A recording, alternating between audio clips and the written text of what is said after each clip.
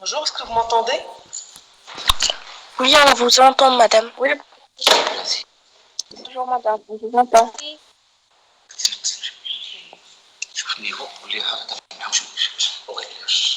Voilà, on est en train de faire le réglage maintenant et le test. Est-ce que vous m'entendez correctement?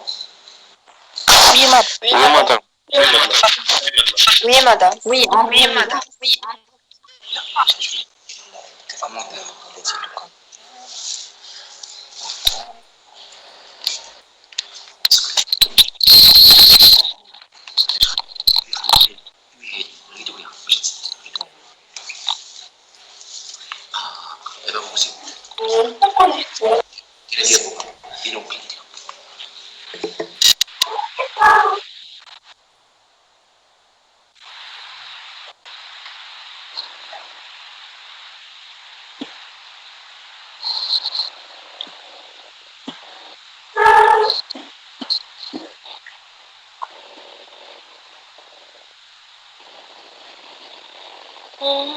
Et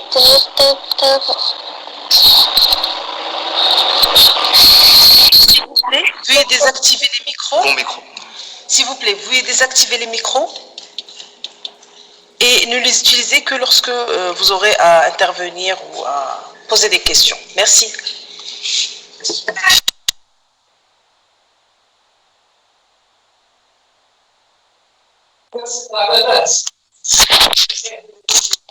S'il vous plaît, désactivez les micros et dites-moi, est-ce que vous arrivez à voir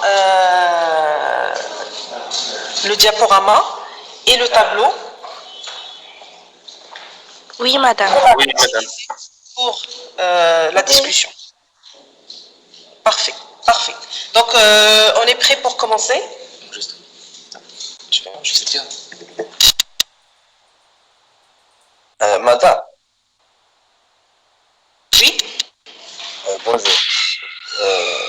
Madame, s'il vous plaît, vous pouvez enregistrer le live. Oui, on va le faire tout de suite. Merci.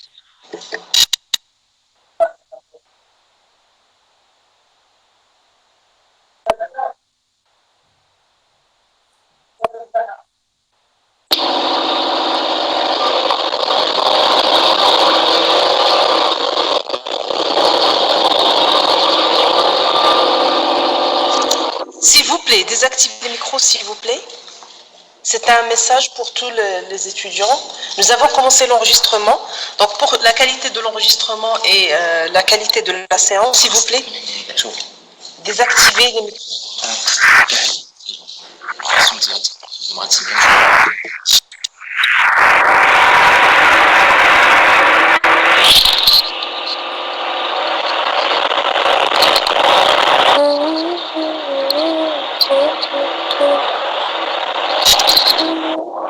Voilà. Bonjour et bienvenue dans la première séance interactive. Donc, c'est un plaisir de vous retrouver à distance, mais on va interagir, Inch'Allah, on va poser des questions, discuter des différents aspects du cours. Donc,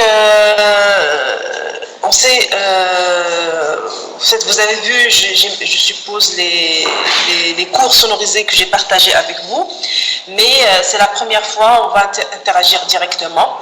Donc, comment on va fonctionner? Comme vous voyez, j'ai prévu un diaporama avec les exercices et ce diaporama, j'ai partagé avec vous avant pour que vous puissiez avoir une idée et pour que vous puissiez réfléchir aux exercices. Donc, on va avoir un diaporama qui va nous guider dans notre séance, notre réflexion, notre discussion. En même temps, on peut aller revoir des éléments du cours si on a besoin. Et on va utiliser le tableau interactif pour prendre note, pour discuter, pour synthétiser les idées. Donc, moi, j'aimerais vraiment que vous soyez très actifs dans cette séance. Alors, pour l'instant, j'ai désactivé le son, donc je ne peux pas vous entendre jusqu'à ce que je vous donne la parole. Par contre, il y a le volet discussion. Je vais essayer de voir si je peux voir vos par là. Voilà, je peux voir vos messages. Donc, si vous avez des questions, vous pouvez aussi les poster sur la conversation. Est-ce que tout le monde m'entend correctement? Vous pouvez écrire. Là, je ne vous entends pas, mais voilà. Merci, parfait. Donc là, je vois vos réponses sur le volet de la conversation. Donc, je vais essayer aussi de suivre ce qui se passe ici. Et comme on a beaucoup de choses à faire, je vais vous demander à chaque fois, on va s'arrêter, je vais vous demander si vous avez des questions. Parfait, merci à tous. Merci, j'ai vu la réponse, c'est parfait. Donc, on va aller commencer notre séance. Donc, on va commencer par les exercices qu'on a prévus. Donc, comme vous le voyez sur cette diapo, c'est la présentation que j'ai partagée avec vous sur la plateforme, avec les différentes questions et les exercices pour qu'on puisse les discuter aujourd'hui. Donc, le contenu de cette séance, on va essayer de voir les définitions et les concepts de santé publique, les fonctions de santé publique et l'intervention de santé publique, principalement. Mais en fait, on va voir différents éléments qui se rapportent aux deux premiers cours. Voilà, donc j'aimerais que vous, pour ce premier élément de discussion, comme bien sûr vous êtes nombreux, et j'aimerais donner la parole à la majorité tout en utilisant de manière efficace le temps. Donc, pour celle-là, on va utiliser le volet de la conversation et vous allez écrire comment est-ce qu'on peut définir un professionnel de santé publique et en fait, qu'est-ce que les professionnels de santé publique font d'après ce que vous avez appris dans le cours. Et moi, je vais suivre ce que vous écrivez sur la discussion et je vais essayer d'apporter des éléments d'éclaircissement. Oui, je vais essayer de parler plus fort. D'accord? Voilà, donc s'il vous plaît, d'après vous,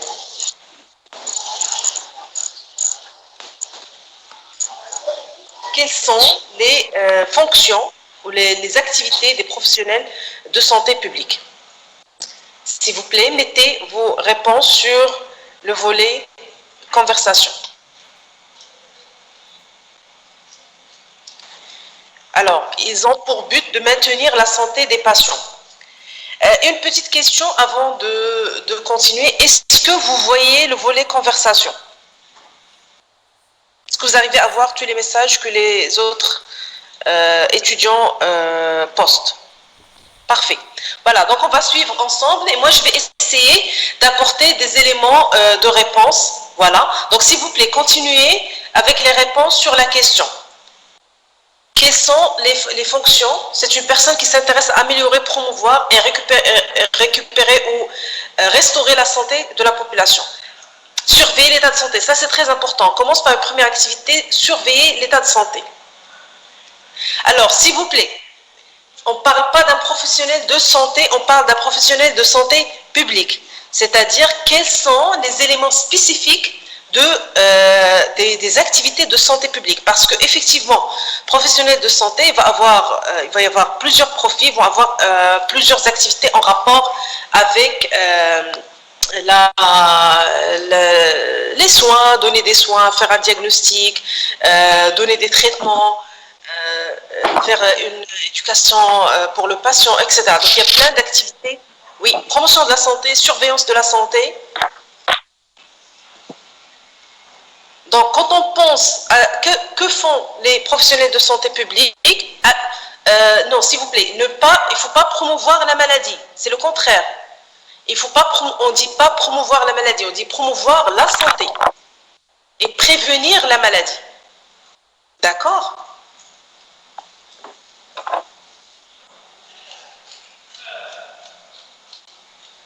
Voilà, donc les différentes fonctions de santé publique, promotion de la santé, amélioration de la santé, restauration de la santé, protection de la santé, protection de la santé, prévenir la maladie.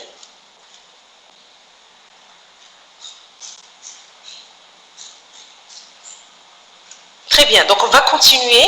Merci pour toutes les réponses.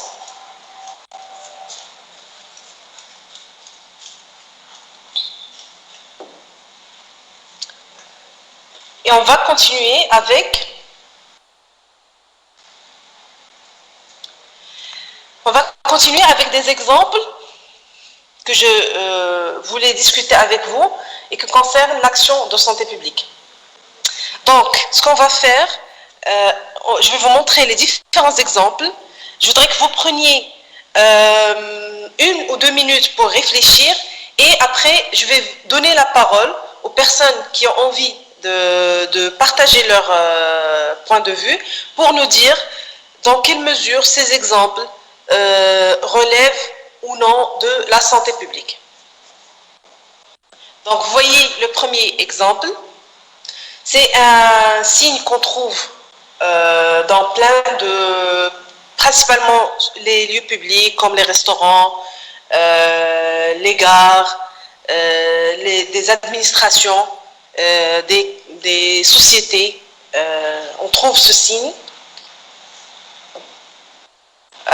Ça, c'est le deuxième exemple. On peut dire c'est un poster ou un flyer pour donner des informations concernant la grippe saisonnière. Et d'ailleurs, on peut aussi l'assimiler ou imaginer les posters que vous voyez actuellement partout pour, en ce qui concerne les mesures pour se protéger et protéger les autres par rapport à la pandémie de la Covid-19. Et voilà le troisième exemple que vous voyez aussi fréquemment. Donc, s'il vous plaît, prenez 1 minute et si vous avez envie de prendre la parole, vous me le dites, ou vous me le dites sur la conversation, le volet de conversation, ou vous levez la main à travers l'application et je vais maintenant activer le son et vous donner la parole. Donner la parole à quelques étudiants pour contribuer avec leur point de vue.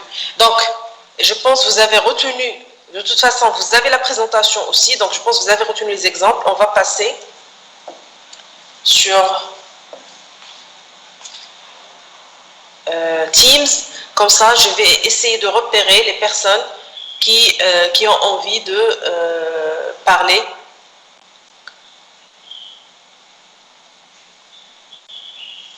Et en même temps, je vais activer le son.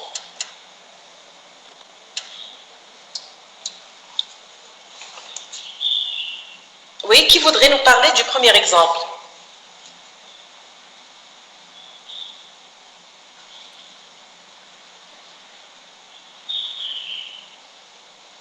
Rihab? Oui, Rihab? Bon. Rihab, Je vais parler du problème de tabagisme. D'accord. Vous m'entendez, madame? Oui, est-ce que vous... Oui, je vous entends. Allez-y, s'il vous plaît. D'accord. Pour le problème de tabagisme, il constitue l'un des problèmes de santé publique majeurs. Vu qu'il nuit au principe ou bien il s'oppose au principe de la santé publique qui sont la prévention de la maladie, la prolongation de la vie et la promotion de la santé. Donc, il est constitué comme étant un problème de santé publique majeur. Surtout qu'il est l'un des premières causes de mortalité et morbidité au sein du monde entier. Également, pourquoi il est qualifié de problème de santé publique, vu qu'il affecte l'individu qui effectue cet acte de tabagisme, c'est-à-dire le tabagisme actif, et également son entourage vers le tabagisme passif. D'accord. Et d'après vous, comment est-ce que ce signe qu'on voit, que je vous ai montré, est-ce qu'il concerne une fonction ou une action de santé publique, d'après vous? Oui, il constitue une action de santé publique. Vu la santé publique a déterminé ou bien a qualifié cet acte de tabagisme d'un acte qui nuit à la société. Donc, elle a poussé à travers son autorité ou bien ses déterminants à imposer des lois qui interdisent le tabagisme au lieu public. D'accord. Donc l'idée d'interdire le tabagisme sur les lieux publics, c'est pour protéger la santé, car on considère que le tabagisme est un problème de santé publique. Donc on cherche à réduire le tabagisme auprès des tabagiques, mais aussi à protéger les personnes qui ne fument pas vis-à-vis du tabagisme passif.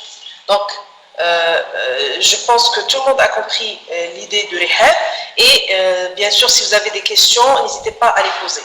Par contre, alors j'essaie d'identifier, de savoir comment identifier les personnes qui ont levé la main. Je vais trouver la solution, mais pour l'instant, Hind, il a demandé la parole, donc je vais donner la parole à Hind. Je vais continuer à essayer d'identifier toutes les personnes qui ont demandé la parole. Hind, c'est à vous. Hind, merci madame. Bonjour. Est-ce que vous m'entendiez bien? Oui. Alors, est-ce que je parle à propos de la première photo ou la deuxième? Si vous avez quelque chose à ajouter pour la première, oui, avec plaisir. Sinon, on passe au deuxième exemple. Juste une petite idée à propos de la première photo, c'est la fonction de la santé publique à l'égard du tabagisme. C'est la fonction de promotion de la santé. C'est comme il essaye de sensibiliser les gens ou bien de leur réclamer de cette interdiction qu'ils doivent respecter, surtout dans les milieux publics. Pour la deuxième photo, s'il vous plaît, madame, est-ce que vous pouvez l'afficher sur l'écran? Alors, la photo, si vous vous souvenez, c'est ce flyer pour donner des informations concernant la grippe, qu'est-ce qu'on doit savoir concernant la grippe, etc. Oui, donc c'est aussi, il entre dans la fonction de promotion de la santé et prévention des maladies, car ici, dans cette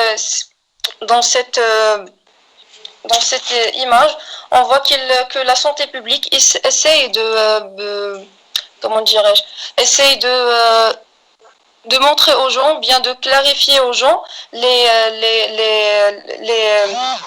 manifestations de la grippe et de ce fait, il essaye notamment de s'attaquer aux déterminants de cette maladie en donnant une idée générale à propos d'elle. C'est comme si on voit dans notre situation actuelle ce qu'il fait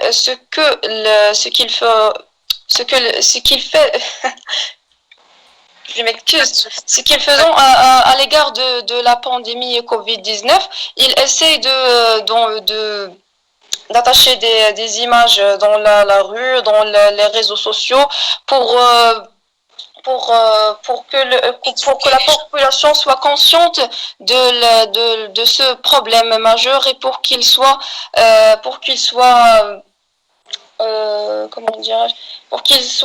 attentif à l'égard de ceci. Oui. Et qu'il puisse se protéger. Oui, pour qu'il puisse se protéger également. Très bien. Donc, je vais donner. Alors, je pense que je ne vois pas comment. Voilà, je vois quelques mains levées. Donc, je vais donner la parole premièrement à Sued Ait Moulay et après à Wiem Arwiba.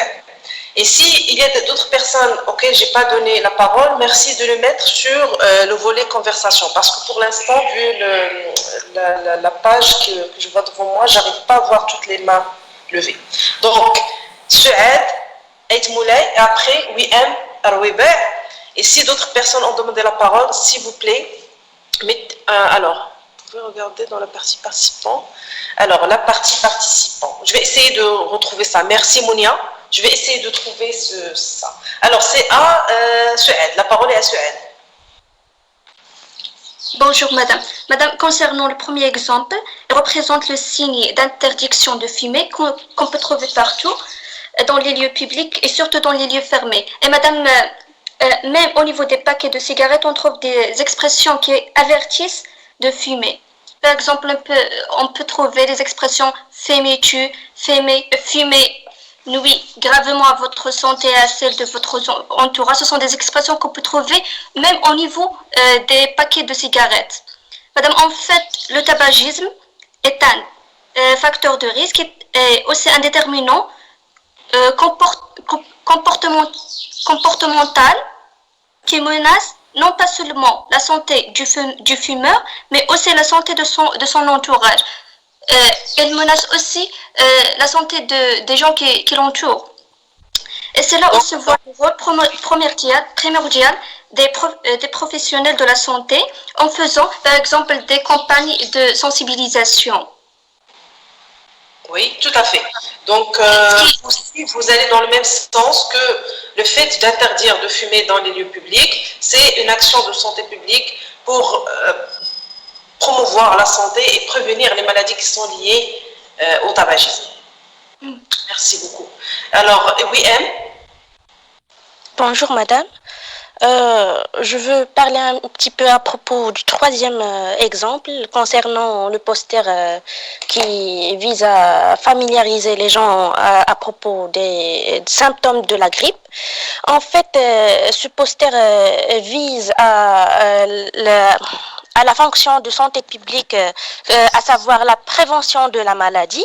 En fait, familiariser les gens avec les symptômes de certaines maladies infectieuses et contagieuses et les moyens d'éviter la transmission sert à éviter la propagation de certains problèmes de santé qui sont graves, plus ou moins graves, fréquents. Ils ont aussi des conséquences mauvaises pour la santé et aussi ils sont coûteux. L'exemple le plus concret, c'est la situation sanitaire actuelle du SARS-CoV-2. En fait, on voit partout des posters, des publications sur les réseaux sociaux qui nous familiarisent avec les symptômes de cette maladie et les moyens d'éviter la transmission, à savoir porter les masques, laver les mains régulièrement, utiliser les antiseptiques, etc., etc. Donc c'est très bien, c'est vrai que le contexte de cette pandémie peut-être met l'accent sur le rôle de la santé publique et peut-être elle a mis en relief, en évidence le rôle de la santé publique pour tout le monde. Imen, oui. Alors je vais vous demander s'il vous plaît de ne pas oublier le troisième exemple. Comme ça on passe à autre chose. Voilà, donc je vous montre le troisième exemple. C'est... Bonjour, professeur. Oui, allez-y.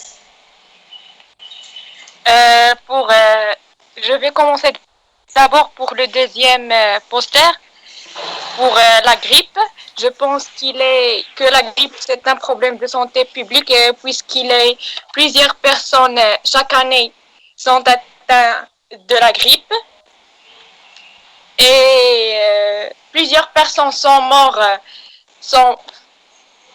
à cause de la grippe suite à des complications respiratoires, alors qu'il faut éviter ce problème par des mesures préventives comme l'utilisation de vaccination chaque année pour l'éviter afin de diminuer le nombre de personnes qui sont mortes et d'agir le plus tôt possible,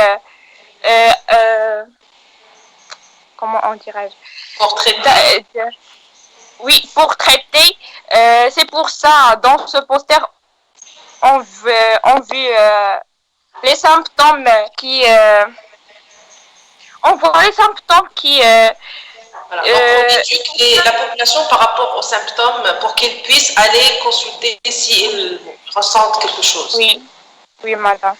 Très bien. Et à part les symptômes aussi, qu'est-ce qu'il faut faire lorsqu'on est atteint de la grippe? D'accord. Alors, pour gagner du Et temps... pour le troisième poster, Oui, au troisième exemple, s'il vous plaît. pour le troisième exemple, les accidents, je pense que ce sont des problèmes de santé publique plusieurs personnes sont mortes à cause de à cause des accidents et elles sont aussi coûteux pour la santé puisqu'ils comment on dirait Parce que les soins, bien sûr, sont très coûteux. Et puis, les personnes sont très coûteux et ne donnent pas, si on a plusieurs personnes ont des accidents, on donne pas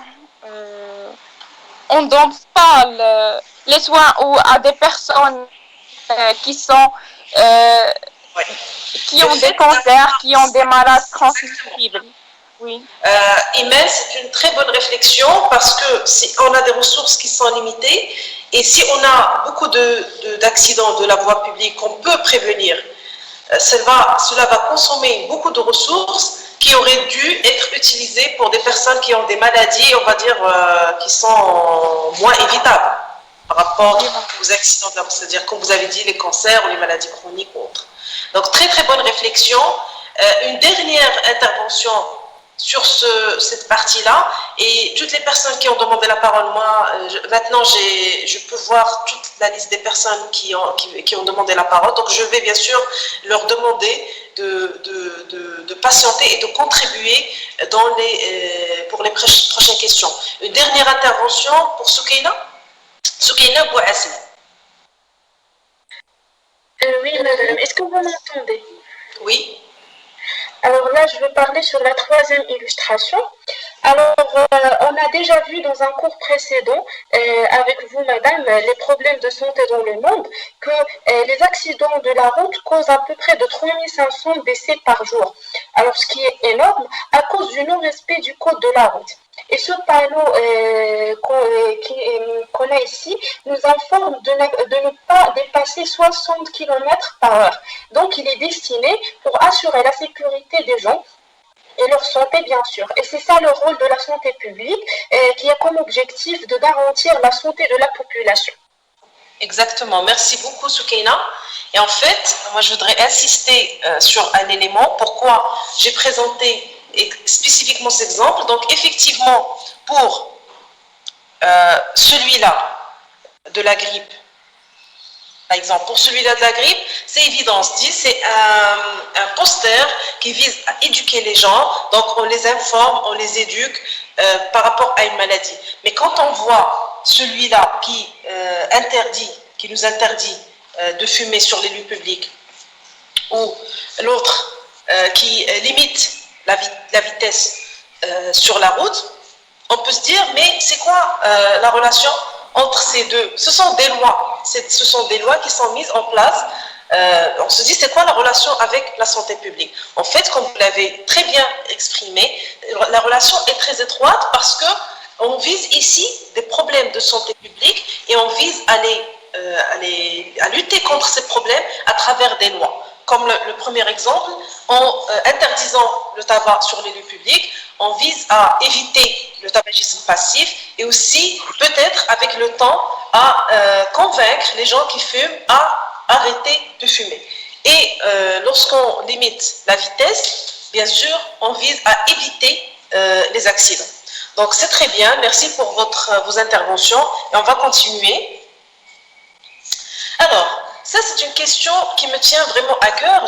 Vous avez vu dans le cours, on a parlé de la communauté, de la santé communautaire, et j'aimerais savoir si vous avez compris ce concept et en proposant, en tant que communauté d'étudiants, parce que vous êtes une communauté Est-ce que vous pouvez d'ailleurs me dire dans le volet discussion pourquoi on peut dire que vous êtes une communauté et proposer des actions de santé publique qui peuvent être mises en place dans votre contexte actuellement en tant qu'étudiant de la même promotion qui commence les études médicales.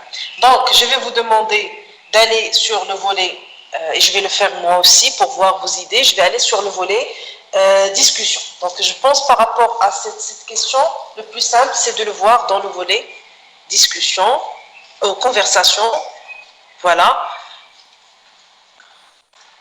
Donc, j'ai vu que beaucoup de personnes ont intervenu, ils ont mis plein d'idées par rapport à ce qu'on était en train de discuter. C'est très bien. C'est très bien. Donc, sur le volet conversation, s'il vous plaît, dites-moi pourquoi je peux vous considérer comme une communauté. Voilà, vous avez un intérêt commun, absolument. Donc, c'est pour ça qu'en tant qu'étudiant, moi je considère que même si vous n'habitez pas le même quartier, même si vous n'avez pas les mêmes origines, mais maintenant que vous avez commencé ces études, vous êtes dans la même promotion, vous êtes dans cette faculté université, vous allez avoir des intérêts communs, vous allez avoir une vie en fait universitaire commune, vous allez partager énormément de choses. Donc effectivement, on peut vous considérer comme une communauté et il y a un intérêt. Et vous allez être des collègues, vous allez avoir une profession, la même profession, etc. Très très bien. Donc, tout le monde a compris pourquoi les étudiants, et par exemple les étudiants de première année, sont une communauté. Qu'est-ce que à quoi vous avez pensé quand vous avez vu ces questions? À quoi vous avez pensé comme exemple d'actions de santé publique, de santé communautaire qui peuvent vous intéresser? Ou qui peuvent être pertinentes pour vous.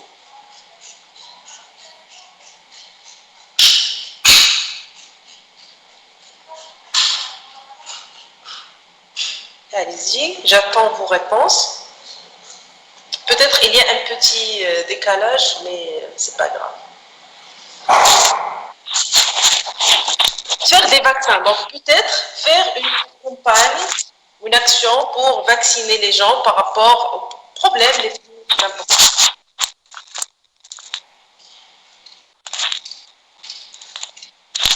Sensibilisation des gens, voilà, en utilisant des campagnes, en utilisant les réseaux sociaux. C'est une excellente idée. Effectivement, c'est vrai qu'habituellement, on fait les campagnes pour sensibiliser les gens directement ou on affiche des posters, mais actuellement, c'est vrai que les réseaux sociaux, on peut les utiliser aussi pour la sensibilisation. Campagne de sensibilisation sur les dangers du tabac.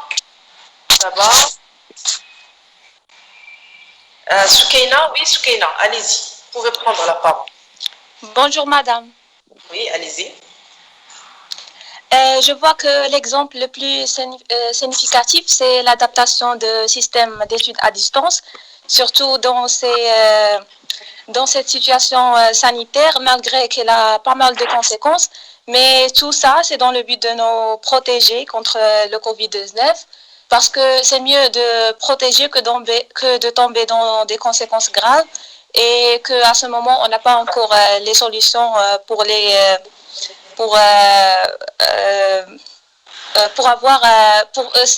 savoir ce qu'on doit faire lorsqu'on tombe dans ces situations graves. Donc, je vois en bref que c'est mieux de nous protéger afin de tomber dans des graves problèmes, qu'on n'a pas encore les solutions.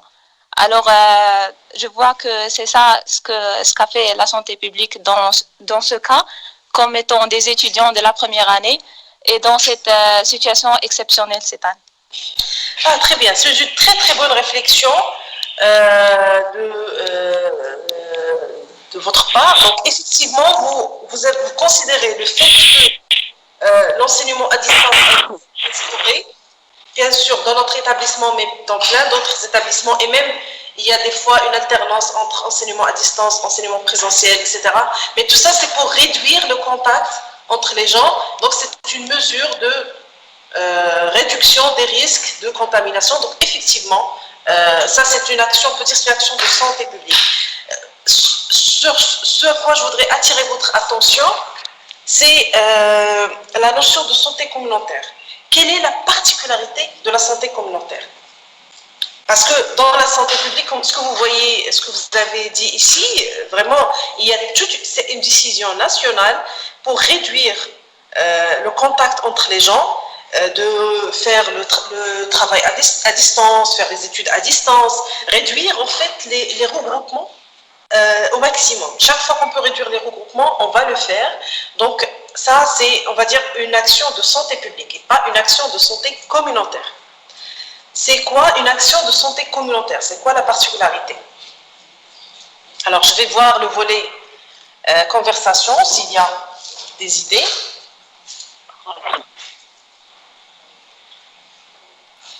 Alors, la santé communautaire, elle implique les personnes et les responsables de la communauté. Alors, je vais vous dire, en tant qu'étudiant de la première année, si maintenant vous avez parlé de cet exemple et je trouvais votre analyse très intéressante, c'est un exemple de santé publique. Mais ça, je vais dire, c'est une action de santé publique, c'est pas une action de santé communautaire. C'est quoi une action de santé communautaire? C'est une action qui va impliquer la communauté elle-même, c'est-à-dire les personnes de la communauté, des représentants de cette communauté, pour réfléchir aux problèmes et prendre des décisions. Il faut dire que par rapport à la situation actuelle, c'était compliqué. C'est vrai qu'il y a une façon d'impliquer la population de manière générale dans la prise de décision à travers les représentants, le comité scientifique, etc. Mais c'est une action communautaire, c'est une action, on va dire, par exemple, vous organisez une campagne de lutte contre le tabac, mais en fait, vous impliquez des étudiants de la première année à réfléchir, on va venir se réunir ou en ligne, on va faire une réflexion sur quels moyens on va utiliser. Une fois on va choisir les moyens, on va faire encore une réflexion, quels moyens vont être choisis. Donc, je vais vous dire, je vais vous donner un exemple. C'est-à-dire que quand vous allez dans un café ou un restaurant et vous voyez ce signe interdit de fumer, on n'a pas discuté ça avec vous, il n'y a pas d'implication de la communauté en fait. À ce niveau-là, je parle bien sûr qu'il y a une implication de la population et des scientifiques pour prendre ce genre de décision. Mais vous, en tant que personne, voilà, vous voyez qu'on a déjà pris cette décision, elle est là, c'est un message pour vous, pour nous éduquer, pour nous protéger. Mais si on va faire une action pour la communauté des étudiants, on ne va pas la faire comme ça. C'est vrai, vous allez trouver ça d'ailleurs, vous allez trouver dans la faculté qu'il y a des affiches comme quoi il est interdit de fumer. Mais on fait encore plus une action communautaire avec les étudiants pour qu'ils développent des messages eux-mêmes. Ils développent par exemple un blog. Ça va être une action communautaire. S'il vous plaît, est-ce que vous pouvez confirmer que vous avez compris la différence entre les deux exemples? Et comment est-ce que la santé communautaire diffère de la santé publique? La santé publique est générale, donc on va afficher les messages généralement à tout le monde, mais dans la santé communautaire, c'est un cas particulier de la santé publique où on va dire, on ne va pas faire les choses comme ça sans impliquer les gens, on va les impliquer, ils vont réfléchir, on va créer un forum, chacun pourrait discuter, contribuer, donc ça va les engager plus. Très bien, très bien. Très bien, merci pour vos réponses. Et on va continuer sur les exercices. On a prévu pas mal d'exercices aujourd'hui. On va essayer de faire le maximum. Alors, s'il vous plaît, dites-moi, moi je pense que si tout le monde a compris la notion de problème de santé publique, avec les arguments de fréquence, de gravité, de conséquences pour la santé, et du coup, on n'a pas besoin de s'arrêter sur cette diapo-là, d'autant plus que j'ai senti que vous avez bien compris ça avec les exemples. Quand vous avez commencé à parler des accidents de la voie publique, du problème du tabagisme, de la grippe, j'ai compris, d'après les interventions que vous avez faites, que vous avez bien compris cette notion de c'est quoi un problème de santé publique. Donc, est-ce que vous avez une question ou une intervention par rapport à cette question de santé publique, de problème, pardon, de santé publique?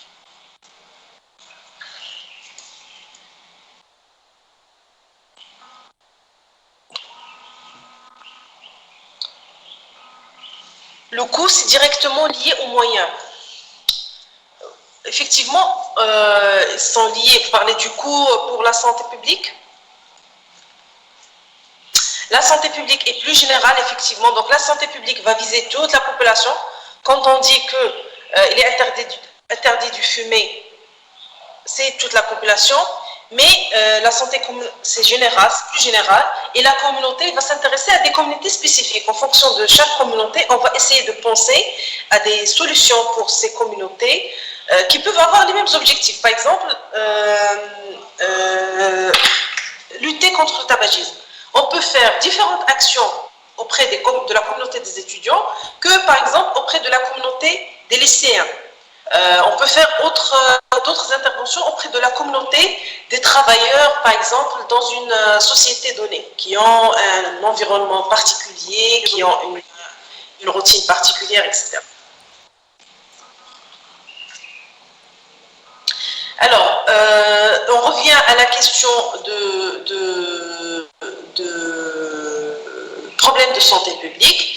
Et j'ai ici quelques questions. Est-ce que la pollution est un exemple, je pense Fatine veut dire, est un exemple de problème de santé publique? Oui, effectivement.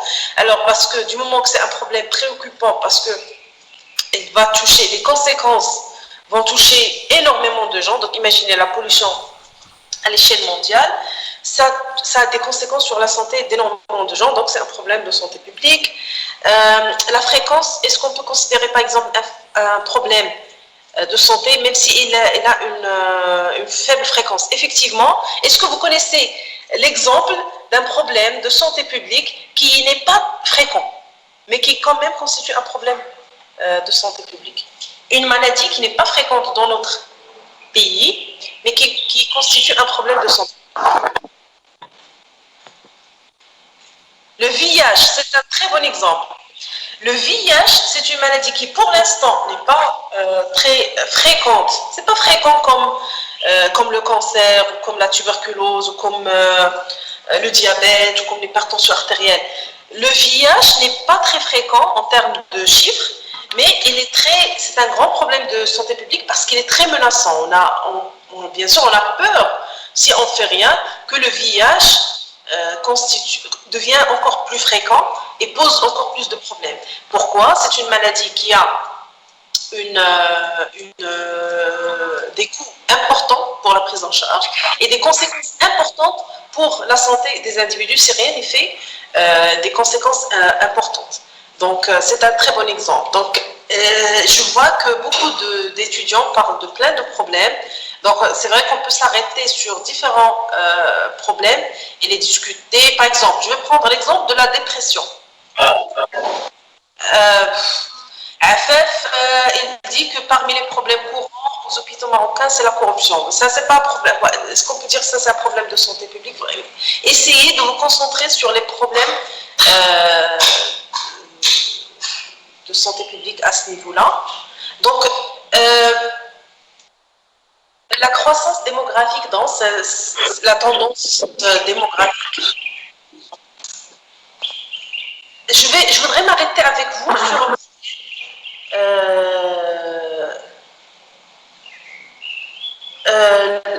la dépression. S'il vous plaît, est-ce qu'on peut se concentrer sur la dépression comme problème de santé publique?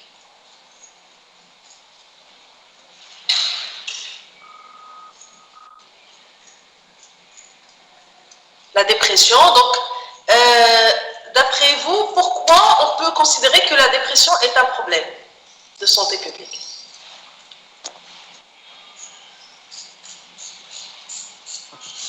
Alors, il y a des personnes qui demandent la parole.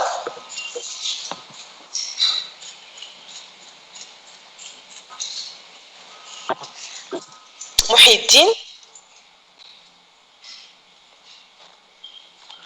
Merci, madame. La dépression est un problème de santé publique, puisque... On a du mal à entendre. Ah, maintenant? Oui, essayez maintenant.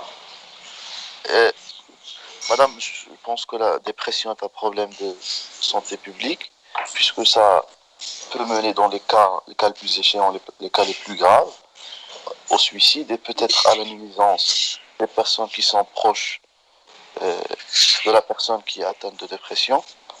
Et dans les cas, dans le cas pas aussi grave, ça peut mener à c'est la destruction de soi-même. Par exemple, on utilise des objets contondants, des couteaux, etc. pour se couper. Donc, il peut y avoir des conséquences pour la personne elle-même. Est-ce que c'est un problème pour l'entourage? Est-ce que c'est un problème fréquent? C'est pas un problème aussi fréquent au Maroc, je pense, mais ça peut nuire aux autres quand une personne vit avec les autres personnes. Par exemple, dans le même domicile, par exemple, une famille ou des amis, ça peut les mettre en danger dans le cas où la personne est c'est vrai que ces situations sont rares. Les situations dont vous parlez, là où la personne vraiment va passer à des actes de violence ou de se faire du mal, ils sont relativement rares. Mais les cas les plus répandus ou les plus fréquents sont des cas où la personne, en fait, où il y a d'autres conséquences sur la personne. Par exemple, il y a des conséquences au niveau de son travail, de ses études. Il ne va pas réussir facilement les études, ou va trouver du mal à être productif dans le travail. Et donc, ça va avoir un impact sur les études, sur le travail, l'activité économique. Donc, il faut savoir que ces cas-là de dépression sont très fréquents. En fait, la dépression, elle est relativement fréquente partout dans le monde, pas uniquement au Maroc, mais partout dans le monde. Elle est relativement fréquente, c'est pour ça. Et effectivement, comme on l'a dit, elle gêne la productivité de la personne. Donc, elle peut être considérée comme un problème de santé publique. Saad Eddine Lotfi, s'il est toujours. Vous m'entendez, madame? Oui. Moi, je pense que la dépression, c'est un problème majeur de santé publique. Si je me rappelle bien, environ 300 millions de personnes sont atteintes de dépression. Et je pense que c'est un problème de santé publique qui est très fréquent ici au Maroc. Même si on ne se focalise pas généralement sur ce déterminant. Et j'aimerais bien affecter cette notion à la notion de santé communautaire. Par exemple, au sein de notre communauté, on a la fac, par exemple, elle a mis en place la cellule d'écoute afin de promouvoir la santé mentale, oui. Oui, etc. Non, c'est une très très bonne réflexion et en fait ça me fait penser au cours, je pense, de l'état de santé dans le monde. On parle brièvement de la santé mentale comme étant un problème majeur et que maintenant on commence à s'intéresser à la santé mentale, à promouvoir la santé mentale parce que malheureusement ce n'est pas correctement pris en charge ou il n'a pas l'attention qu'il mérite. Donc effectivement, c'est un exemple pertinent que Saad Eddine a évoqué et qui vise, et en même temps il l'a mis en lien avec la notion de santé communautaire parce qu'il vise une communauté particulière et il met l'accent aussi sur la possibilité d'entraide qui pourrait exister entre ces membres de la communauté, etc. C'est un très bon exemple. Donc je vais continuer. Et on va revenir pour donner la parole aux autres personnes qui ont demandé la parole. Alors, ça c'est un exercice intéressant. J'espère que vous avez déjà fait une tentative chez vous.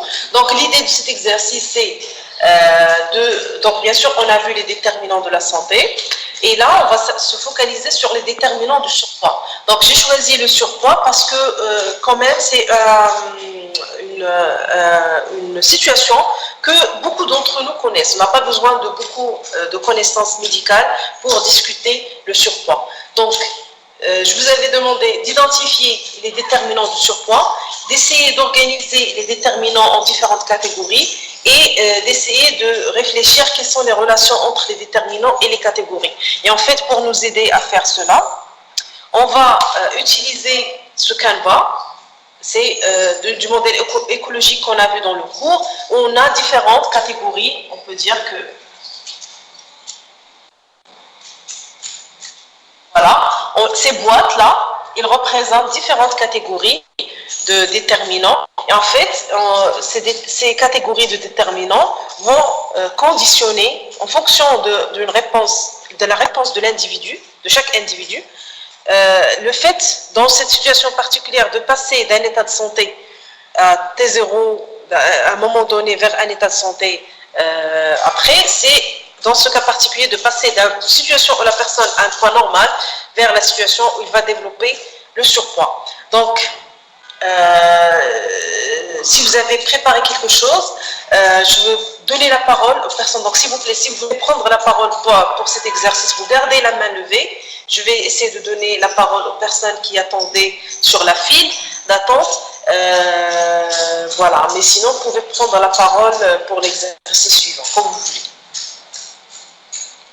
Donc voilà, je vais essayer d'identifier les personnes qui veulent prendre la parole et donner la parole à des personnes qui n'ont pas encore parlé.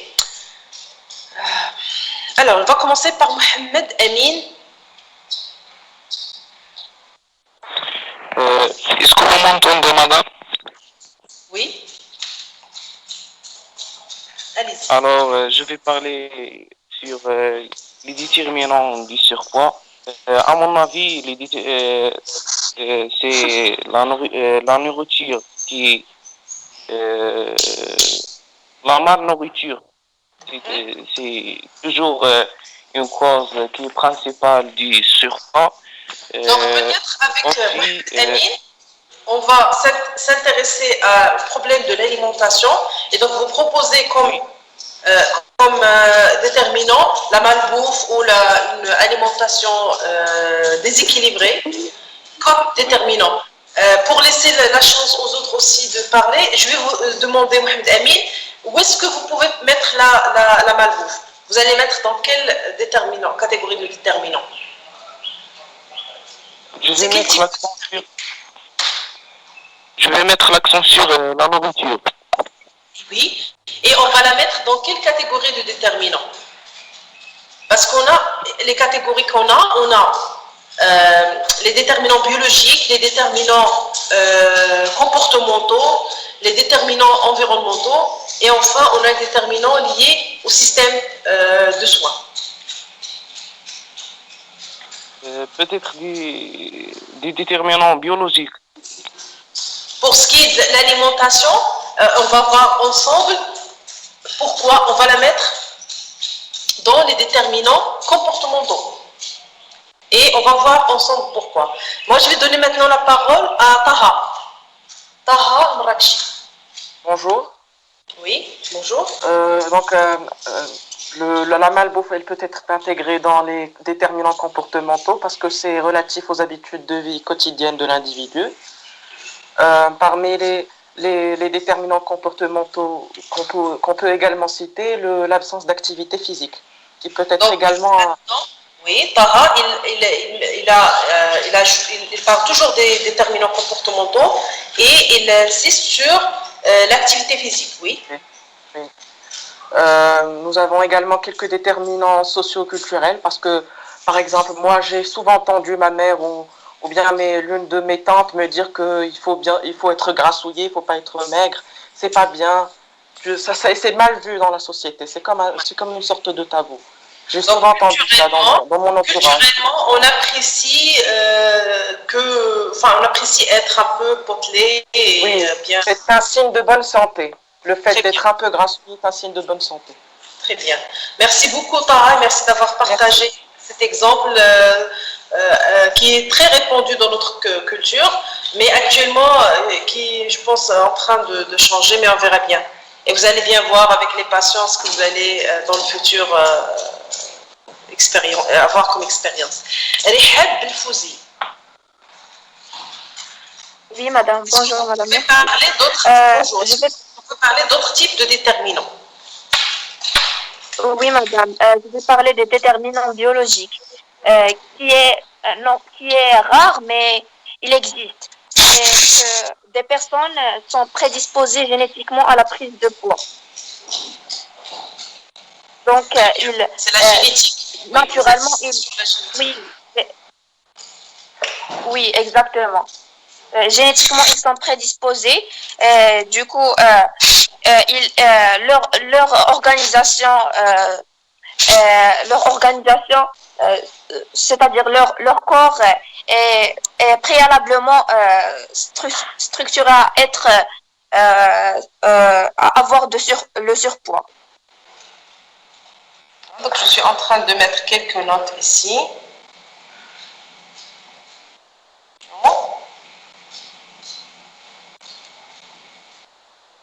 Et on a... Madame, vous m'entendez? Oui, oui, oui. Donc, c'est très bien. Là, j'ai mis l'exemple de la génétique. Voilà. Oui. Concernant aussi, Madame, le facteur biologique, il y a aussi des facteurs qui sont liés à la vie prénatale de l'enfant, à savoir si la mère est tabagique et si elle est diabétique, l'enfant peut naître avec un surpoids. Très bien. Donc, merci beaucoup, Rihab. Donc, on a déjà parlé d'exemples de déterminants biologiques, déterminants comportementaux, déterminants environnementaux.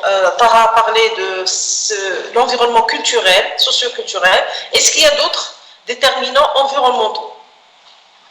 Comme ça, je peux donner la parole directement aux personnes qui voudraient intervenir en termes de déterminants environnementaux, s'il vous plaît. Comme ça, vous gardez la main levée, sinon vous l'enlevez, comme ça je vais vous donner la parole après. Donc je vais donner la parole à Al-Hassan Rochdi.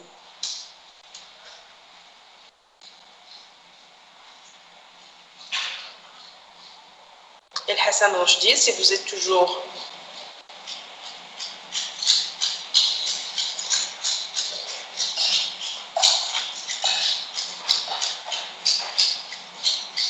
On ne vous entend pas. Alors, oui, essayez de parler. Non, ça ne marche pas. C'est pas grave, on va revenir à vous après. Oui, Ben Billah. Oui, Ben Billah. Bonjour. Alors, le surpoids, c'est un problème qui est très répandu ici dans le Maroc. Et je trouve que parmi les majeurs problèmes, c'est l'alimentation marocaine. Alors, on sait que l'alimentation marocaine est pleine de matières qui sont adipeuses, sucrées. Alors, cela retourne à la personne s'il gère bien ou bien s'il équilibre son alimentation. Va pas tomber dans ce cas, mais sinon il va être grave. Ainsi, un déterminant qui est économique, c'est la richesse ou bien le niveau de salaire.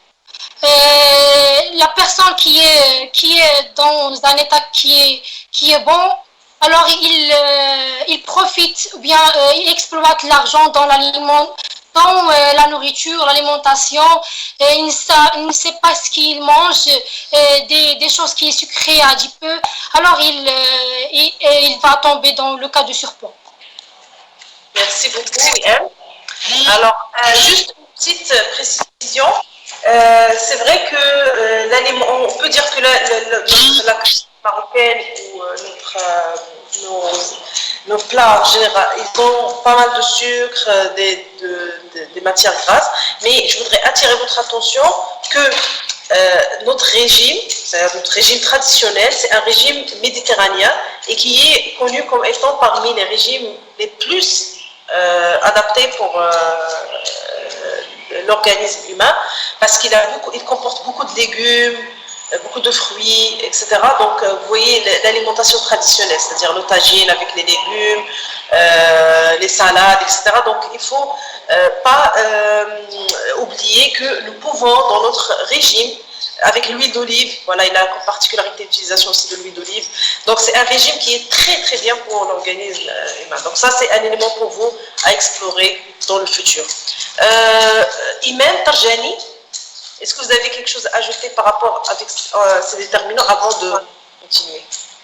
Oui, madame. Je voulais juste ajouter que parfois, les facteurs ou les déterminants psychologiques, ils peuvent jouer un rôle très important pour qu'on aurait un surpoids. Par exemple, on retrouve des gens que, si par exemple, ils ont des problèmes sociaux ou des problèmes familiales, ils peuvent très vite avoir un surpoids et sans même remarquer. Donc, on peut classer des déterminants psychologiques qui peuvent qui ne peuvent atteindre à l'obésité. Oui, alors, c'est une très bonne réflexion. Où est-ce qu'on va mettre les facteurs psychologiques? Dans quelle catégorie? Est-ce qu'on va les mettre dans la catégorie des déterminants biologiques, des déterminants comportementaux, environnementaux? Où est-ce qu'on va mettre les facteurs psychologiques? On peut les classer dans les facteurs environnementaux car la plupart des ce qu'on peut ressentir, c'est quelque chose de l'extérieur, c'est ce qu'on vécu chaque jour. Alors, les facteurs psychologiques, et ça vous allez le comprendre avec le temps à travers les études, les facteurs psychologiques, on va les mettre dans les déterminants biologiques, parce que c'est quelque chose qui se passe dans notre organisme. Je comprends pourquoi vous avez dit que c'est une conséquence de problèmes environnementaux, ça c'est sûr. C'est-à-dire l'origine, elle est dans l'environnement, mais le facteur psychologique lui-même, c'est-à-dire l'anxiété, la dépression, le stress, ça c'est quand on a ce facteur-là, il devient un facteur psychologique, et donc psychologique c'est biologique, c'est à l'intérieur de l'être humain. Alors tout ce qui est, comment comprendre les catégories des environnements, des déterminants de la santé, tout ce qui est dans notre organisme, notre génétique, ce que nous pensons dans notre tête, ce que nous ressentons dans notre esprit, notre métabolisme, tout ça c'est biologique. Tout ce que nous faisons, nos habitudes, c'est comportemental. Et enfin, ce qui nous entoure, mais à l'extérieur de nous, ce qui nous entoure, c'est environnemental. Donc voilà, vous allez bien sûr revoir le cours et vous allez comprendre ces différents éléments. Bien sûr, vous pouvez toujours m'envoyer des questions si vous avez un doute. Et essayez, s'il vous plaît, de me les envoyer avant la séance interactive prochaine. Comme ça, je peux prévoir des réponses, ou prévoir de discuter les éléments qui vous posent problème. Alors, j'avais une question par rapport à cela. Est-ce que vous avez essayé de poster une question sur le forum de questions, sur la plateforme?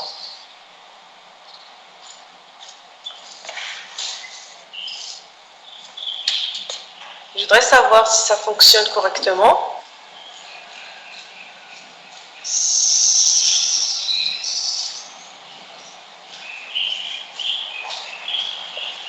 Est-ce que quelqu'un a essayé de poster des questions sur le forum?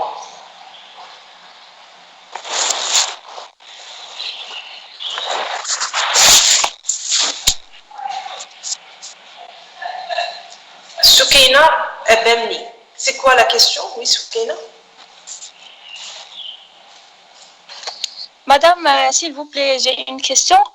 Est-ce qu'on peut considérer, par exemple, les maladies qu'on ne peut pas avouer, par exemple, l'impuissance sexuelle, à titre d'exemple, des maladies qu'on ne peut pas avouer et qu'on ne peut pas dire qu'on est malade, comme un problème de santé publique? Puisqu'on les considère toujours comme des sujets tabous, on n'arrive pas à le dénoncer, à dire qu'on est malade. Donc, comment la santé publique peut trouver des solutions à de telles maladies, puisqu'on n'arrive même pas à dire qu'on est malade? Non, pas forcément. C'est-à-dire, il ne faut pas oublier que pour définir un problème de santé, pensez, est-ce que ce problème est fréquent? Quelles sont ses conséquences? Et le coût et la gravité. Donc, effectivement, vous pouvez parler d'un problème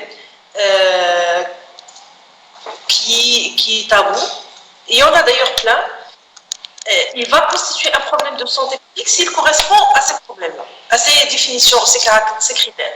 S'il ne correspond pas à ces critères, ça ne veut pas dire que ce n'est pas un problème, on ne va pas s'y intéresser. C'est un problème de santé auquel on va s'y intéresser. C'est quoi la différence?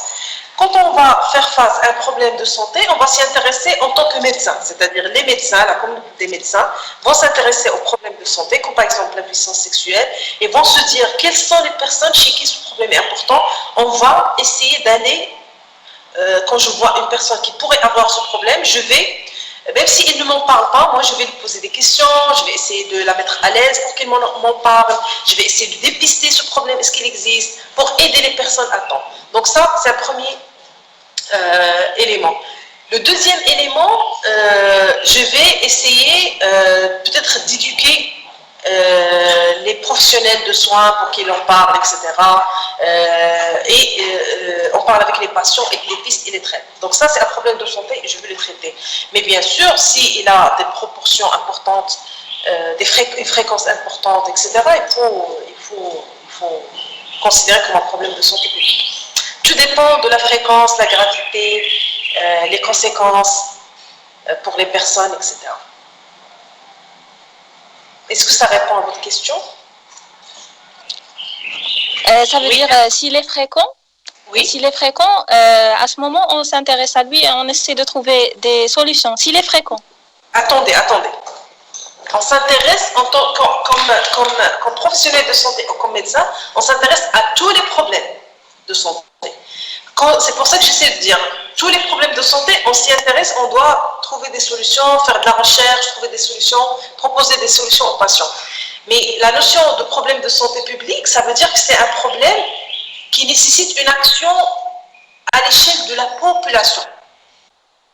Pour tout le monde, par exemple, les vaccinations, c'est tous les enfants, on doit vacciner tous les enfants. Parce que les problèmes qu'on vise, la poliomyélite, la coqueluche, etc., c'est des problèmes qui sont graves et donc on va agir auprès de toute la population.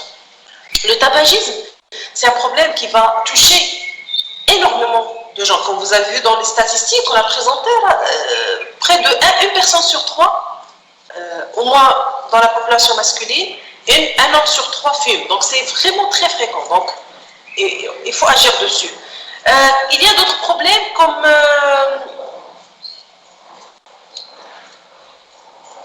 par exemple, des problèmes héréditaires, des malformations héréditaires qui sont rares. On ne va pas dire que ça c'est un problème de santé publique, mais c'est un problème de santé sur lequel on va agir, bien sûr, mais ce n'est pas un problème de santé publique. Est-ce que vous voyez la différence entre problème de santé tout court et problème de santé publique? Madame, par exemple, si on prend l'exemple de l'homosexualité ou bien les pédophiles, c'est un problème de santé publique parce qu'il menace les enfants et ils deviennent dépressés, violés. On peut le considérer comme un problème de santé publique. Alors, tout ce qui est agression, violence contre la femme, contre les enfants, agression sexuelle ou tout type d'agression, tout type de violence contre les femmes. Pourquoi on dit contre les femmes et les hommes? Ça peut être la violence contre n'importe qui, mais on sait que la population des femmes et des enfants sont des populations qui sont vulnérables. Et donc, surtout en ce qui concerne le problème de la violence sexuelle, oui, ça concerne. D'ailleurs, il y a un programme pour essayer de prendre en charge, pour éviter la contamination, parce qu'il y a des risques par rapport au problème de maladies sexuellement transmissibles, etc. Oui. Oui, merci madame. S'il vous plaît, le micro. Alors, il y a plein d'idées au niveau du volet de la conversation. Oui, elle a une question, je pense, je ne lui ai pas donné la parole. Oui, vas-y, oui, oui, Non, madame, c'est pas une question, mais je voulais intervenir concernant les déterminants du surpoids de l'exercice précédent. D'accord, parce que j'ai vu sur le volet de discussion votre... Oui. En cherchant un petit peu sur le web, j'ai trouvé qu'on peut diviser ces déterminants en 4 catégories. des facteurs démographiques, à savoir l'environnement de vie, l'origine ethnique et l'immigration, des facteurs génétiques comme le bagage héréditaire et le poids des parents, le métabolisme, etc. Des facteurs familiaux, à savoir les facteurs socio-économiques, le gain du poids durant la grossesse et la durée d'allaitement et la prise de certains médicaments. Et aussi, on a des facteurs d'habitude liés aux habitudes de vie qui englobent le niveau d'activité physique, l'alimentation, les heures de sommeil et le tabagisme. Très bien. Donc, ce que vous avez fait ici, c'est en fait, vous avez donné une synthèse. Donc, ces facteurs que vous avez présentés, on peut les mettre dans le modèle écologique qu'on a présenté. Voilà, c'était important de s'arrêter pour expliquer les différents facteurs. Merci. Madame? Alors, le reste, oui. On peut ajouter dans les déterminants biologiques certaines maladies qui ont comme symptômes l'augmentation de l'appétit et ainsi certains médicaments qui ont comme effet secondaire le même effet secondaire, l'augmentation de l'appétit, ce qui mène au surpoids. Exactement. Dans les déterminants biologiques, c'était Nejma qui intervenait. Très bien. Donc, on va continuer. On va voir quel est... Madame? Oui. S'il vous plaît, concernant les critères de la santé publique, des problèmes de la santé publique, est-ce que c'est obligatoirement, on doit avoir les 4 critères, à savoir fréquence, gravité, conséquences pour la santé et coût pour définir un problème de santé publique, ou bien il suffit qu'un seul critère existe pour définir ce problème? Non, pas obligatoirement les 4. Effectivement, c'est possible qu'on trouve par exemple un problème qui n'est pas fréquent, mais il est très coûteux. Donc on peut, bien sûr, plus on a de critères, plus ce problème va avoir des chances d'être classé comme problème de santé publique. Il faut savoir que en quoi ces critères sont intéressants. C'est parce qu'on va avoir plein de problèmes. Et on a, comme on a dit toujours, des ressources qui sont limitées. Donc on a plein de problèmes. Quels sont les problèmes qu'on va considérer des problèmes de santé publique et qui vont être cibles d'une action par les professionnels et les systèmes de santé publique? Donc, on va classer les problèmes, on va pour chaque problème préciser le coût, la fréquence, ces différents éléments. Et en fait, qu'est-ce qu'on va faire? On va les classer par priorité. Donc, bien sûr, les problèmes qui ont les 4 critères, ils vont avoir plus de chances d'être choisis comme des problèmes de santé publique, et on va mettre les moyens et on va mettre des ressources pour essayer d'agir contre ces problèmes. Est-ce que vous voyez ce concept? Le concept, c'est important ici, c'est de dire qu'on va utiliser ces critères de définition de problèmes de santé publique pour prioriser les problèmes. Il y a plein de problèmes, mais quels sont les problèmes qu'on va cibler en priorité? Quels sont les problèmes sur lesquels on va agir en priorité? C'est ça la question. Donc c'est pour ça qu'on utilise le concept de notion de problème de santé publique. D'accord? Est-ce que c'est clair pour vous? Oui, madame, merci beaucoup. Madame, Oui. s'il vous plaît, j'ai une question à propos des déterminants environnementaux. Oui, allez-y. Est-ce qu'on désigne par les déterminants environnementaux, c'est-à-dire l'entourage, la famille, le quartier, etc., ou on désigne les conditions de la vie, de la nature, les catastrophes, etc., etc.? En fait, les deux. Déjà, ce qui nous entoure, c'est ce qui est physique, l'environnement physique, la pollution, la qualité de l'environnement, l'eau, tout ça, c'est l'environnement physique. Puis dans l'environnement social, l'environnement économique, l'environnement culturel, donc tout ce qui nous entoure, que ce soit des éléments de l'environnement physique, que ce soit des personnes ou des cultures. Alors, quelle est la différence entre environnementaux et socioculturels? Non, ça fait partie, des déterminants socioculturels, ça fait partie des déterminants environnementaux. D'accord, c'est pas une autre catégorie. Non, c'est une sous-catégorie dans les déterminants environnementaux. D'accord. Quels sont les principes déterminants, catégories des déterminants? C'est ce que vous retrouvez sur la diapo du cours où vous avez les déterminants biologiques, comportementaux, environnementaux, et dans environnementaux, il y en a plusieurs, et les déterminants liés au système de soins.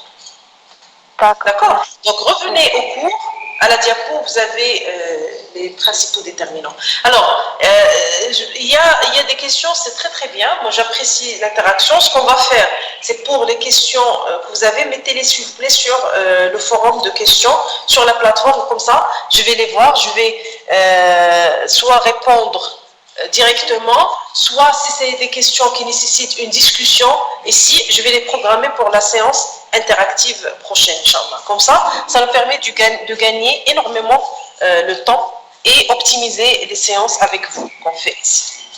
Alors, donc, on va continuer. Donc,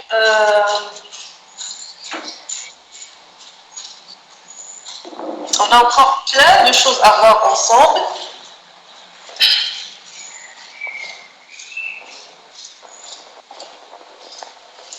Alors, je vous invite à aller voir celui-là. On continue toujours sur cette notion de surcharge pondérale.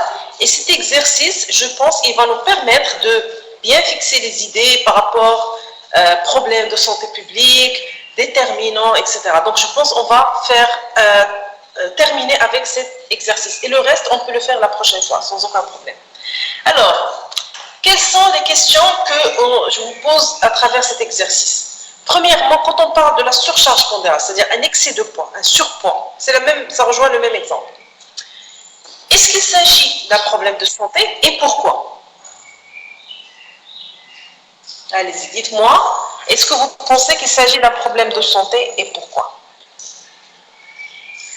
Ici, je vais prendre, bien sûr, je vais vous donner la parole directement aux personnes qui demandent la parole. Alors, je suis sur la liste. Hind, al-Wishq. Alors, on considère le surpoids comme un problème de santé car il est un cas anormal, donc, car il est une inflatation de la masse grasse entraînant des inconvénients de santé. C'est pour cela qu'on le considère comme un problème de santé. Très bien, donc on a vu brièvement avec vous, mais ça c'est des choses que vous allez voir encore plus en détail au cours des prochaines années. On a vu le problème comment on définit la santé et la maladie. Donc, si on a un problème, c'est quelque chose qu'on considère qui est anormal ou qui va, même si actuellement ne pose pas de problème, mais qui va avoir des conséquences. Par exemple, là, on a un excès de poids, la personne il se porte bien, il a fait toutes ses activités, mais on a vu avec les études et les observations qu'on a faites que cet excès de poids, avec le temps, il va donner des répercussions sur la santé. Donc on peut dire que c'est un problème de santé en soi, c'est-à-dire qu'il perturbe la santé de la personne, il peut avoir des conséquences sur la fonction, etc. Donc on peut dire que la surcharge pondérale, c'est un problème de santé pour la raison que vous avez donné, Hind. C'est bien pour votre intervention, c'était logique et ça va nous permettre de continuer sur la deuxième question qui est: est-ce que la surcharge pondérale est un problème de santé publique? Et là, c'est une question qui permet de... S'il vous plaît, micro. Cela me permet de faire la différence entre problème de santé tout court et problème de santé publique. Alors, on va donner la parole à Jihan Rasmi. Bonjour. Jihan Rasmi. Bonjour. Vous m'entendez? Oui, allez-y. Bonjour. Bonjour, est-ce que vous m'entendez? Oui, on vous entend. Oui, le problème du surpoids pondéral, on peut le considérer comme étant un problème de santé publique, parce qu'il est très fréquent. Ici au Maroc, on voit que c'est un problème de santé aussi bien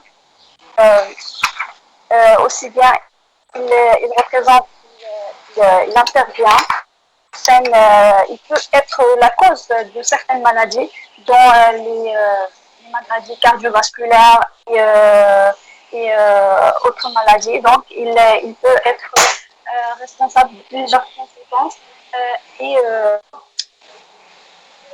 ensuite, ça va demander des ressources financières pour régler le problème. Très bien. On a du mal à entendre, moi j'ai eu du mal à entendre Jihan, mais ce que j'ai compris, vous avez parlé de problèmes de fréquence et vous avez parlé des conséquences pour la santé des individus.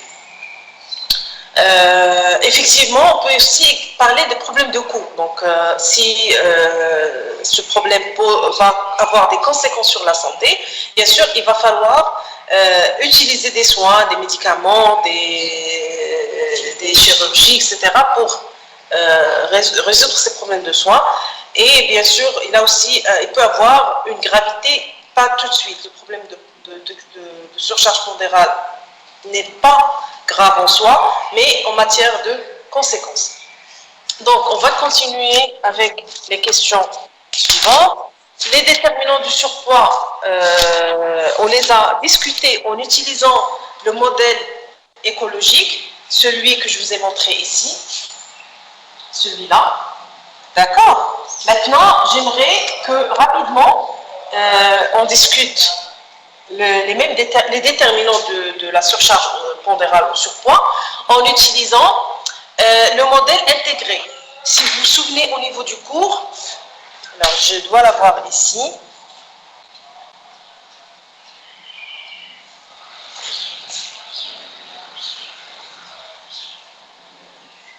C'est l'autre façon avec laquelle on présente. Vous voyez,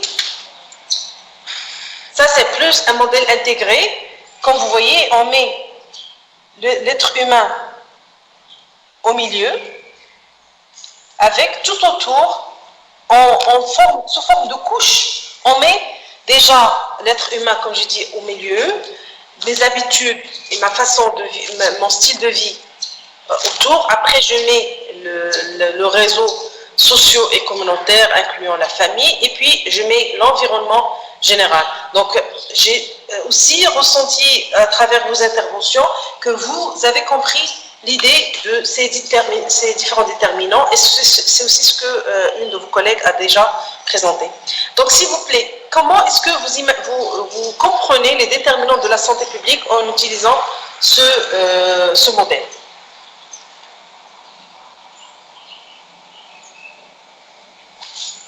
Alors là, je suis obligée d'aller sur ici pour Soukaina Iqbal. Je pense que pour le surpoids a plusieurs déterminants. Donc, il revient au type de vie ou bien lifestyle. Ça veut dire les comportements et les différentes attitudes ou bien les habitudes exercées par l'être humain, soit par le fait d'exercer ou bien de pratiquer le sport. Il y avait aussi des déterminants sociaux et déterminants économiques qui jouent un grand rôle au niveau d'avoir une surcharge du poids. Par exemple, si par exemple les gens ou bien l'être humain il est au niveau il a un niveau de richesse augmenté, il va manger le fast-food au niveau des restaurants qui sont pleins de lipides, et par la suite il pourra avoir une grande charge de poids. Pour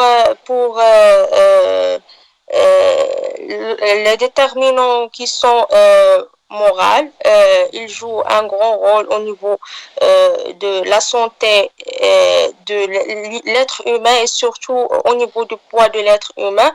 Si on était en état moral qui est chargée par du stress, elle pourra confirmer la surcharge du poids de l'être humain. Où est-ce que vous mettez ce que vous appelez les facteurs moraux? Les facteurs moraux, on pourra les expliquer par des facteurs qui sont biologiques, vu que le métabolisme à l'intérieur de l'être humain permettra de produire plusieurs substances qui pourront jouer sur la moralité de l'être humain.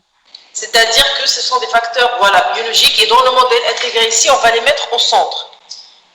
Oui. Parce qu'ils sont au sein de l'individu, donc dans ce cercle au milieu, c'est ça?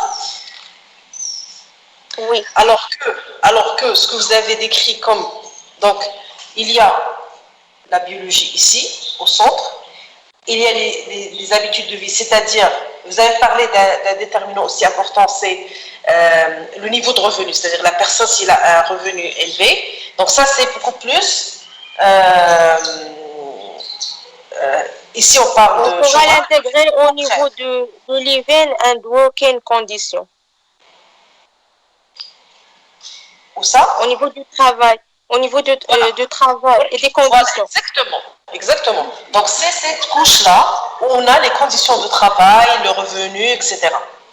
Donc, et en même temps, il y a un autre facteur qu'il ne faut pas oublier, c'est le lifestyle. C'est-à-dire que j'ai bien sûr des ressources financières, mais ça c'est externe à moi, c'est environnemental, c'est économique. Mais le comportement aussi va dépendre. Donc j'ai aussi un comportement, bien sûr, qui est déterminé par les facteurs économiques, mais c'est un choix individuel, c'est-à-dire je choisis de manger dans tel ou tel restaurant, telle ou telle alimentation.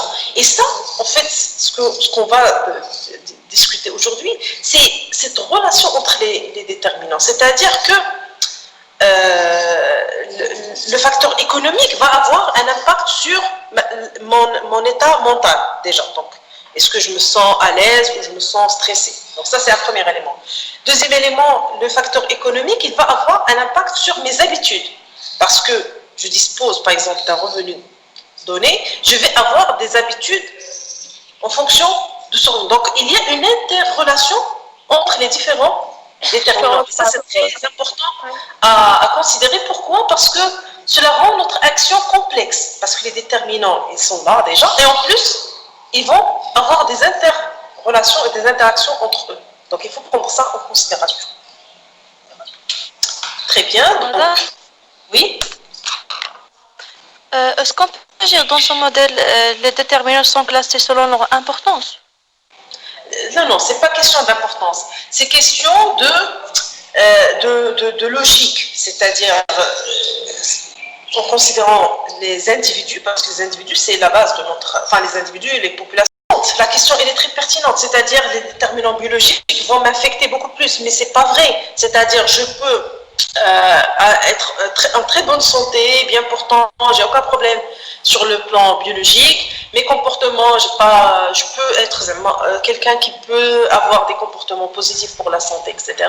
Mais imaginez une personne au chômage. Donc le chômage, c'est pas biologique, c'est pas comportemental, c'est environnemental, c'est économique. J'ai un problème de chômage, ça peut avoir un impact très important sur ma santé. Ou bien un problème de pollution. Une personne qui vit dans une zone où il y a une pollution importante. Donc c'est un problème de l'environnement qui va être le plus déterminant pour la santé de cette personne. Pas un problème biologique ou un problème comportemental. S'il vous plaît, est-ce que vous avez compris ces exemples? Oui, madame, merci, c'est clair. Najma, est-ce que ça répond à la question que vous avez par rapport à l'importance des actions des déterminants? Oui, madame, c'est clair, merci. Mais il peut, comme je le dis, on peut avoir des déterminants qui sont loin de la personne et qui vont être les plus puissants. D'accord? Tout le monde est d'accord? Parfait. Donc, on va continuer avec les deux dernières questions. Oui? Madame, j'ai une question. Alors, s'il vous plaît, il y a beaucoup de questions. Attendez. Attendez pour qu'on puisse être organisé parce que déjà on a épuisé le temps alloué à la séance. Moi, ça ne me dérange pas de continuer, mais pour pas que perturber trop la routine, je ne sais pas si vous avez quelque chose après. Mais s'il vous plaît, toutes les questions sont les bienvenues, mais juste on va s'organiser. Donc, quelles sont les questions qui nous restent à discuter aujourd'hui? Proposer des actions pour contrôler. Moi, si vous voulez bien, je vous propose qu'on termine avec les questions que j'avais préparées pour vous, pour boucler ces concepts. Bien sûr, s'il y a des questions qui restent, vous pouvez, comme j'ai dit, toujours les mettre. Le mieux, c'est de les mettre sur le forum des questions de la plateforme. Et je vais aller sur le forum et vous répondre. Et bien sûr, s'il y a des questions qui sont très intéressantes pour la majorité des étudiants ou qui posent beaucoup de problèmes, tout le monde se pose les questions, on va les discuter en séance interactive. Donc, ne vous inquiétez pas par rapport aux questions. Alors, ce qui m'intéresse maintenant à voir avec vous, c'est de prendre quelques minutes, proposer des actions pour contrôler le surpoids à l'échelle de la population et en même temps, pour chaque action proposée, dire quelle perspective au concept de santé publique correspond à chaque action. Ça veut dire quoi? On a vu la perspective de santé communautaire, on a vu les concepts en rapport avec les fonctions de la santé, promouvoir la santé, protéger la santé, etc. Donc, en proposant une action, essayez s'il vous plaît de me dire à quelle perspective au concept il correspond. Donc, ça me permet aussi d'avoir une idée sur votre compréhension des fonctions de la santé pour compléter, Inch'Allah, pour la prochaine fois. Donc, je vais voir au niveau de la conversation qu'est-ce qu'on a et en même temps, essayer de préparer vos interventions.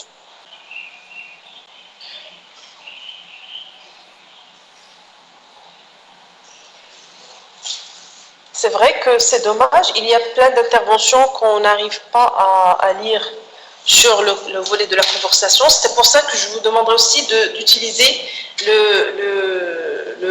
le forum de discussion. Sheima El-Mansouri, voilà, vous pouvez prendre la parole. Oui, Sheima, est-ce que vous voulez intervenir dans le sens quelles sont les interventions, les actions qu'on peut faire et à quoi ils correspondent? Oui, vas-y, Sheima. Bonjour madame. Je pense que l'obésité n'est plus qu'un problème esthétique, mais une véritable maladie. Alors, on peut adapter quelques règles simples et les appliquer sur nos habitudes alimentaires pour pouvoir s'échapper à cette maladie. Par exemple, prendre des repas régulièrement sans sauter aucun repas, ce qui évite le grignotage, qui peut parfois être plus calorique que les repas sautés. Oui. Il faut éviter... Sheima, ce que vous êtes en train de faire là, vous êtes en train de me dire comment, sur le plan médical ou santé, on peut résoudre le problème d'une personne. Alors, ici, moi, je m'intéresse aux solutions pour la population. Donc, s'il vous plaît, c'est pour ça que je voudrais vraiment qu'on fasse ça ensemble. Je voudrais que vous réfléchissiez avec moi en utilisant le raisonnement, le mindset, la façon de penser des spécialistes ou des personnes, des professionnels de santé publique. Je voudrais que pour le moment, vous pensiez en tant que professionnel de santé publique. Qu'est-ce que vous allez faire à l'échelle populationnelle? Les gens, sensibiliser les gens par des publicités, la sensibilisation et les pousser à faire des exercices physiques et de vivre une vie saine et avoir un régime alimentaire équilibré. D'accord, très bien. Donc vous allez attaquer le problème à l'échelle de la population, pas uniquement à l'échelle des individus. Parmi les moyens, c'est l'éducation pour la santé, ou la sensibilisation. Oui. D'autres interventions? Alors, on va donner la parole à Hajar Anwar. Est-ce qu'elle est toujours... Oui, monsieur. Oui, madame. Allez-y, si vous avez notre proposition. Un régime alimentaire équilibré. On doit sensibiliser les gens à la pratique sportive et les pousser à faire un régime alimentaire équilibré. Très bien. Maintenant, les prochaines interventions, je veux des idées plus pratiques. Comment vous allez faire cette sensibilisation? Je veux des idées plus pratiques, c'est-à-dire vous allez le faire comment? Où? Alors, on va demander à Neda Siyad. de partager son point de vue. Madame, j'ai une question. Oui, oui. Alice. Je me demande, est-ce que les déterminants de santé, comme par exemple la dépression, l'anxiété, le stress, qui causent forcément des maladies, deviennent un problème évoqué par la santé publique individuellement, comme étant un fléau majeur. C'est comme on les cite individuellement, c'est pas comme étant un déterminant d'une maladie qui existe, comme l'obésité ou... Est-ce que vous pouvez reprendre la question? J'ai dit, est-ce que les déterminants de santé, comme les déterminants comportementaux, comme la dépression ou l'anxiété, le stress, ce ne sont pas des déterminants comportementaux, Leda. Le stress, la dépression, l'anxiété, ce ne sont pas des déterminants comportementaux. C'est causé par l'environnement. Est-ce que vous êtes d'accord avec moi? Est-ce que vous êtes d'accord? Biologie. Oui, madame. Oui. Réfléchissez bien à ça. Dépression. Peut-être juste, je pense que c'est une petite confusion lorsque vous avez formulé la question. Mais voilà, ce n'est pas des déterminants comportementaux. Vas-y, Ned, allez-y. Qui causent des maladies comme l'obésité, par exemple, deviennent un... Oui, oui. Là, je comprends votre question. Ça, c'est tout ce que je viens de dire à propos de l'interaction. Donc, par exemple, je peux dire que je peux prendre la dépression et dire quels sont les déterminants de la dépression. Et je peux trouver des facteurs socio-économiques, je peux trouver des facteurs biologiques, etc. Et la dépression elle-même, il va devenir un déterminant d'un autre problème. La dépression va me donner des conséquences. Par exemple, le surpoids, il va me donner le chômage. Par exemple, la personne, parce qu'il était déprimé, il est maintenant en chômage. Et je vais trouver, c'est ça le problème, la complexité, c'est que les déterminants, ils vont causer d'autres, les problèmes vont causer d'autres problèmes, ils vont déterminer d'autres problèmes. Donc, cette chaîne de déterminants, elle est très complexe. Et effectivement, il faut prendre tout ça en considération. Alors, vous savez quoi? On a dépassé le temps et c'est vraiment très intéressant de discuter tous ces concepts et je trouve votre réactivité très louable et votre intérêt à la séance. Moi, ce que je vous propose de faire, on va arrêter la séance maintenant, mais on va continuer sur les exercices sur la plateforme. Donc, je vais mettre un forum spécifique pour les interventions de santé publique, je vais essayer de le mettre ce soir. Donc vous pouvez, la réponse qu'on devait faire ici pour cet exercice, on va les faire sur le forum au niveau de la plateforme. Et bien sûr, on va continuer. Moi, je vais voir les questions que vous avez déjà posées sur la plateforme, essayer de répondre et préparer la séance interactive prochaine. D'accord? Mais pour l'instant, je vais vous dire merci pour votre interaction et pour votre contribution très positive. Et je vous souhaite beaucoup de courage pour la préparation des restes des cours et pour vos révisions. Donc, je vous dis à bientôt. Merci, madame. Merci. Merci beaucoup. Merci, madame. Merci, madame. Bonne journée.